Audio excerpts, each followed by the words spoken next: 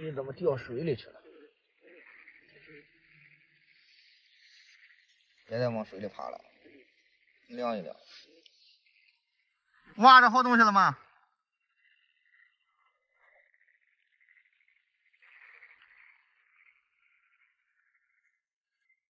我看你手里拿的啥？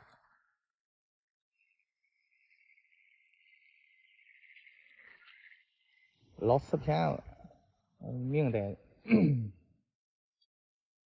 这年份还早点，不值钱这东西。很多朋友怨我讲解的少，其实有好多东西我们都是不认识的啊，就没有认知的。大部分人认为它是个茶碗啊，咱先从瓷片开始讲吧。这就典型的明代的一个瓷片。明代的瓷器啊，大部分民窑的啊，就是说呢粗犷而不粗粝啊，就是画风啊比较粗犷，粗大明嘛啊。当然官窑有特别精细的哈，那你像永宣的瓷器动不动有几千上亿的啊。你看明代瓷器啊，区别于清代的，它这个，哎，你看吧，它这个胎足啊比较往里斗啊，是往里斗的啊。那清代的就没有斗这么厉害，这都能挂住啊。再一个那个青花的发色啊，跟清代的也略有不同啊，因为那个时候有什么啊狮子青啊、回青啊等等、花堂青啊等等的吧。那么到了清代呢，主要以国产的蔗料啊等等的著名料为主啊，所以都不一样。这就典型的一个明代的一个瓷器的底啊，这是一个碗，釉水比较好。其实主要讲这个吧，这个可能啊99%的人都没有认知啊。好多人可能又说这不就个碗吗？谁不知道？大部分都不知道。碗啊，一边外面都会施釉，看吗？外面都施釉，但这个它就没有施釉，里边反而施釉了。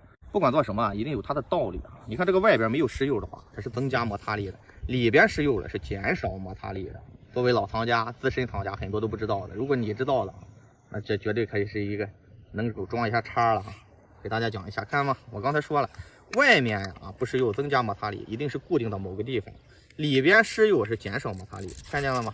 其实呢，这是古代陶车上的一个构件，类似于我们现在的轴承啊。它这边有一个东西，这样。瓷器啊是怎么出现的呢？迅速壮大起来，就是为了当时对抗青铜器，因为青铜器那时候都是皇族所用，极其昂贵，工艺复杂，一般人做不了。那么瓷器出来以后，就有很多的瓷器啊，大量的代替金属件，明白了吧？哎，你可以当个碗，但是它真的不是吧？你卖多少钱呢？这个？你给多少钱吧？我给多少钱？你得要多少钱啊？这个呢，我给100，你卖啊？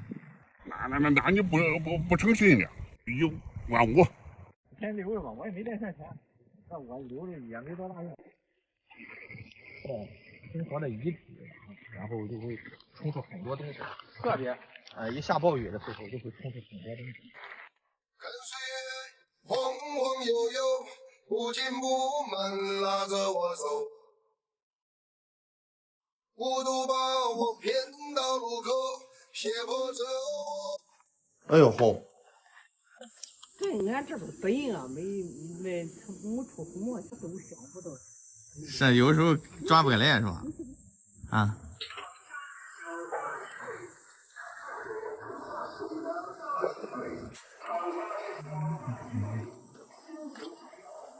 一个人。啊。这么半个来给改行了，再泥了也没泥了就死了，死了18年了这都。哎呀，就是你说大爷不在了哈。哎呦，18年了，我爹就在这个窝里屋里。哎，给请点水喝喝去。不用大爷，不渴。哎呦，你看你这小伙子挺好。经常在这边转悠。俺不知道，俺说不一样。不是我，你给我看看。啊。哎呦，多少年纪了？你还光那老的就是18年了。是。哎呦吼！哎。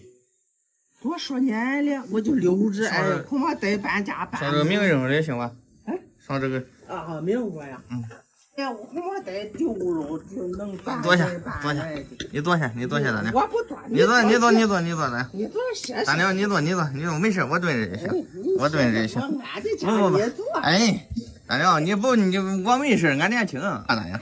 没那些事。你给我看看，我红么好？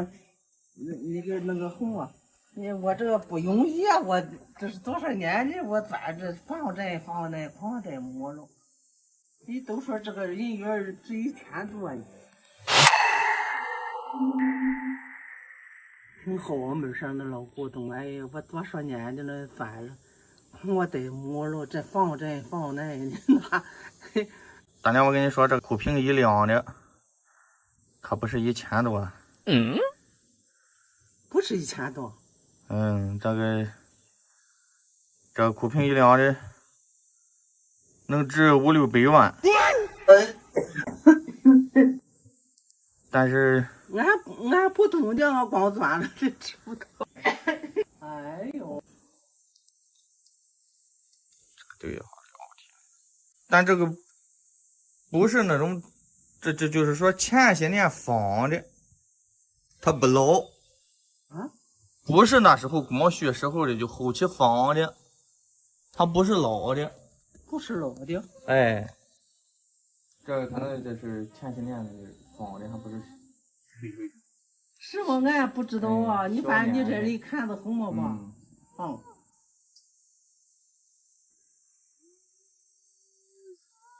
这现在小什么？都是你不是放这个盒呢吗？你找白了就。这个也老，但是这个没有很大的意义，鼻子，有时候。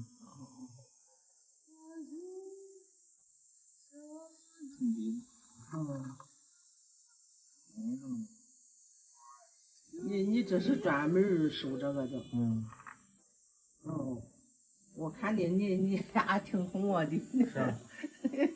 这是俩铜口子。哦。这俩老，这俩都轻的。这俩都是民国。你都懂的哈。哎，整天收着。哦，你都懂的。我这么大年纪了，你反正是你。这个老，这个我能要。这个得值多少？你说？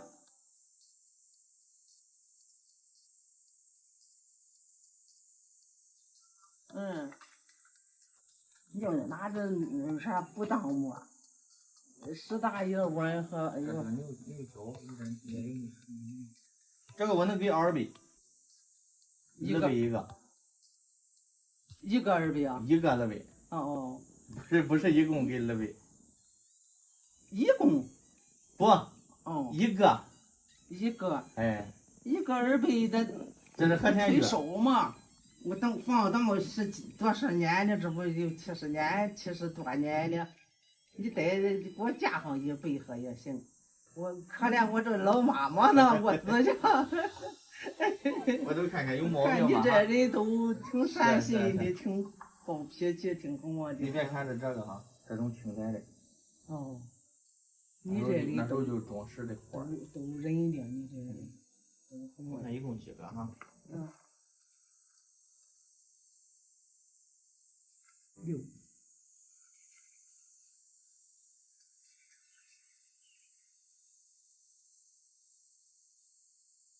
那我给你这么着，大娘，你既然说了，我加上100吧。就是你反正你哄我的都挺哄我的，看着老妈妈的也不易，咱这些年的。行啊。好。行。你反正是哄我呢，早就我想买，找不着人，太笨了这个。是。大手不着。这种咱有没说嘛？这种都是和田玉的。新疆和田玉。玉环。那时候应该就是。你这里懂的。应该戴过是吧？你看。你看。戴的不。咱知道哈，咱知道哈。以前怎么说？就是啊，你这会儿的你看没用啊。你看着给我点儿不就行了吗？我带房子，我房屋住了，我活几天了。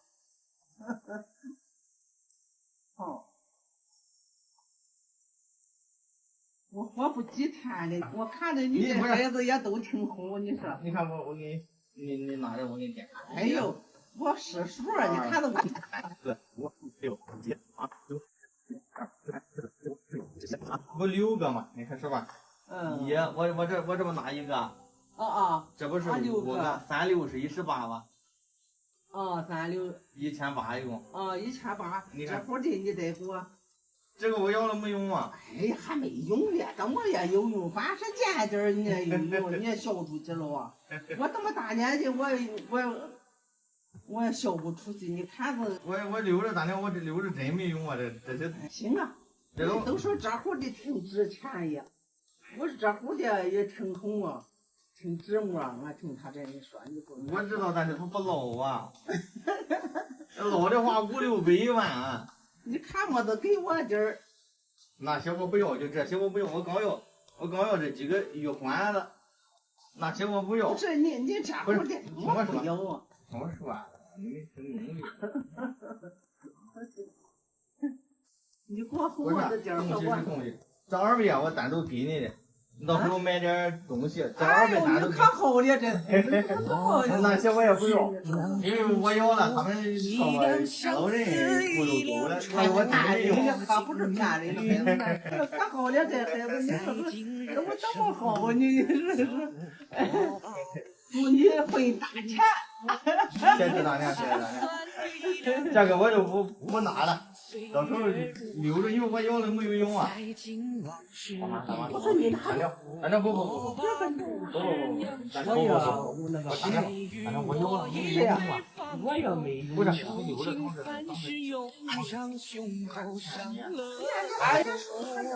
回来。你看。那个什么，别的也没有了哈。哎，别的没有，我就是莲花。别的老。老好厉害。林凤玩呢。祝你平安发财哈！谢谢啊！两个小伙子可得发财的。这种呢都是古代大户人家装饰用的额田玉的玉环，什么时候呢？清代的。别看咱这个，咱说这个一共是收了6枚。别看这个玉环啊，真正能做到什么？简约而不简。虽然你看它素面无纹饰，那在古代啊是一点一点画出来的，而且呢要找成类似正圆玉环，因为它是圆形的。杨贵妃不就叫杨玉环吗？人家也是有娘娘命，咱先不说杨贵妃怎么样，那它就代表圆圆满满，戴到身上呢，它也一点这个压力也没有啊，非常非常的舒服啊！哎，平时啊还真难找这种小东西，有的时候我们下来真能收到这种。无论是男女老幼啊，寓意好，代表圆圆美美，永远传承下去。玉有五德嘛，仁义智勇节，2000多年前孔子就讲。国学大师季羡林也说，如果有一种物质能够贯穿整个中华文明，实有余。我说那个炉子买给我算了。买给你，哎呦，成天都往上来看了。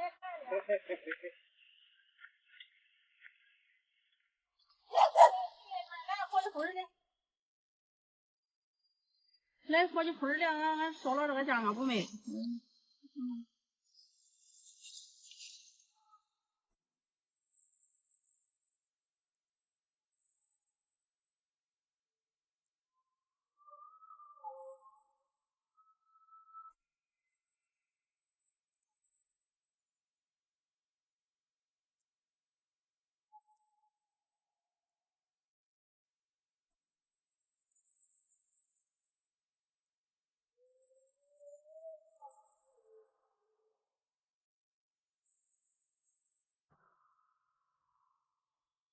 你说吧，就给他烧了7000不卖。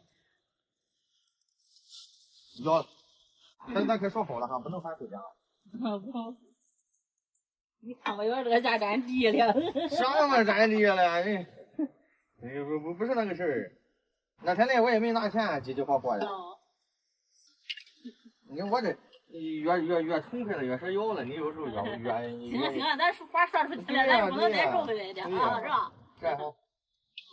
带钱来的你咱不想拿，我跑那么远我来干。我刚从银行取的，你点点，我收个3天来，那应该就。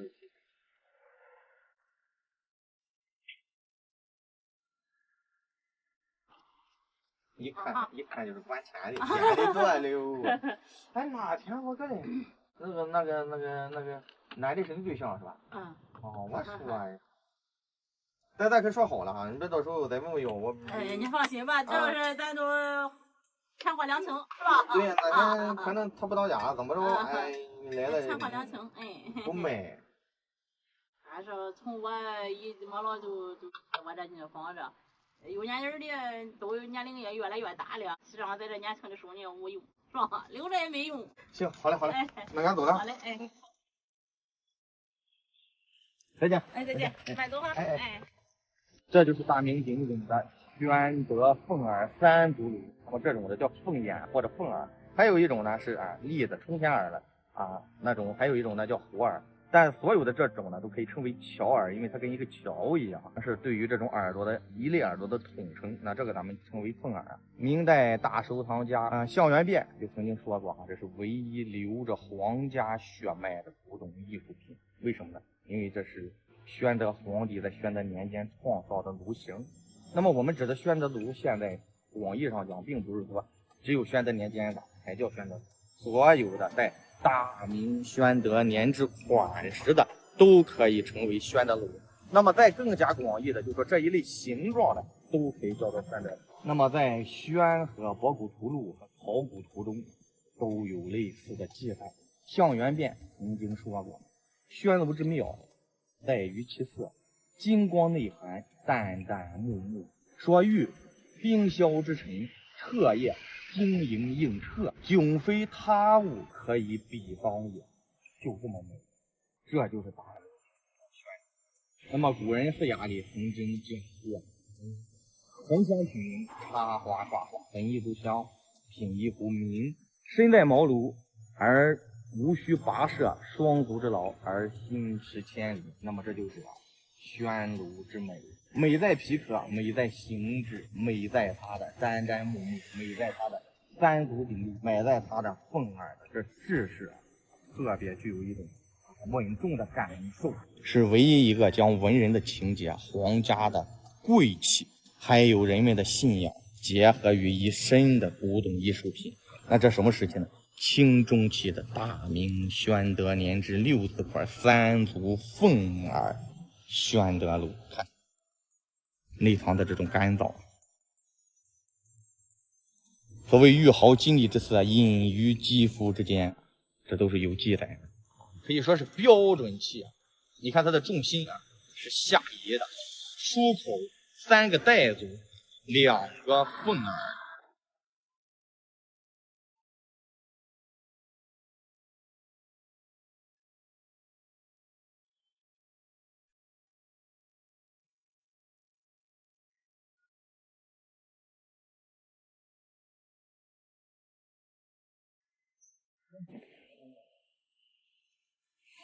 我的柜台。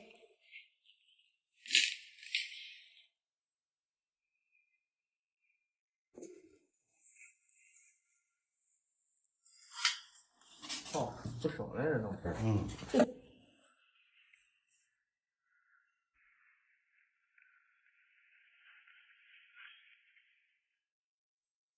这个顶上吧要能大清乾隆还好没有，这都现在比秦始皇还好呢。这是有年份。哎，这是多年了，好多。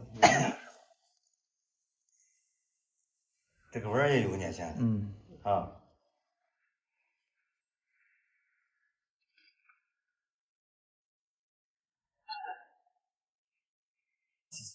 你们给这多少钱？你出个价。这关键这都坏了，这都是金元时候。一看确实是老的没问题。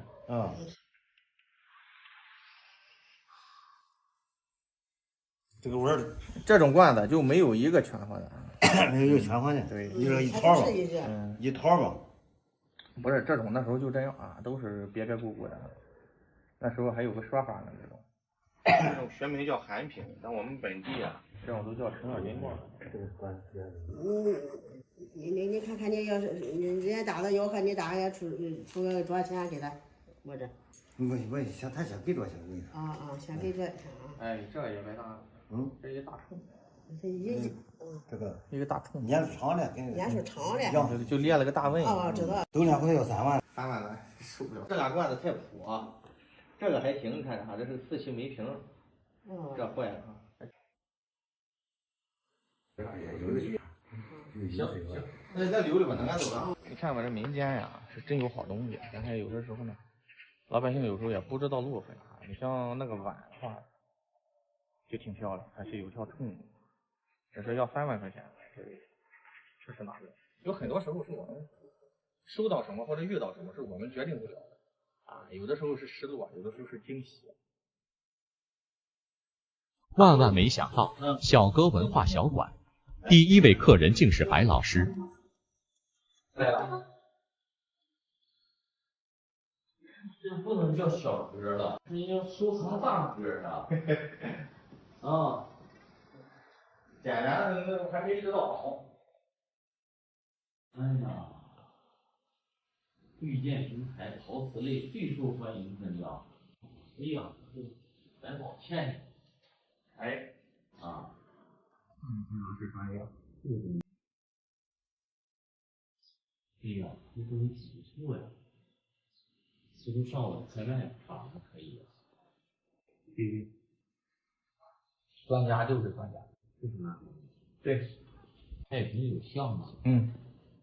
我有一件跟他类似，真品器啊，这一对儿呢，一对儿，不错，不错，这对儿划拉的不错，真心不错。陈老师嘛，对对对，他母亲过寿嘛，对，回头寿。哎呀，中国是我们家厉害。这是雍正仿永泉，这种盘子现在你说清代到2-3万。这个好啊，这是官窑，对，现在这一模挺好。这才叫真斗彩。那天拿大醋的那个，我的对。啊，你们现在这个钧窑现在咋样？你想找个全品好的太难了，出去有挂红的。你看我这有金元石啊，因为挂这点红，这个价格就上了。天子出来不上船，自称陈氏九重天。对，跟咱那黄玉那个时期的，像这种字体。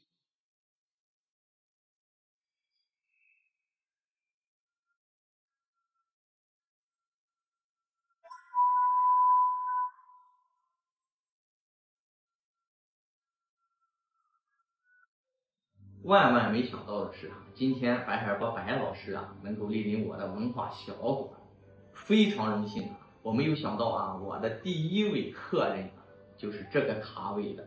您作为国内啊著名的艺术品鉴定专家，华山论剑、华玉之门啊玉器鉴定专家，那么在这里借这个机会呢，我也想问您一个问题，替广大朋友问一下啊，这个问题一针见血。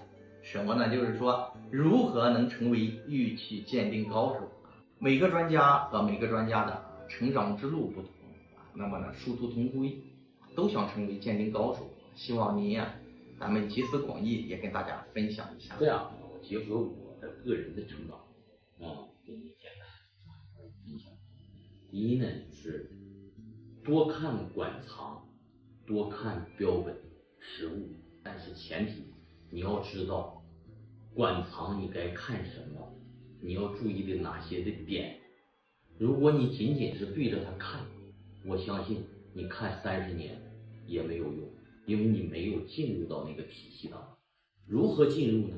就是说我们要通过馆藏这个器物，我们要捕捉到它很多的这个鉴定点、鉴定信息出来。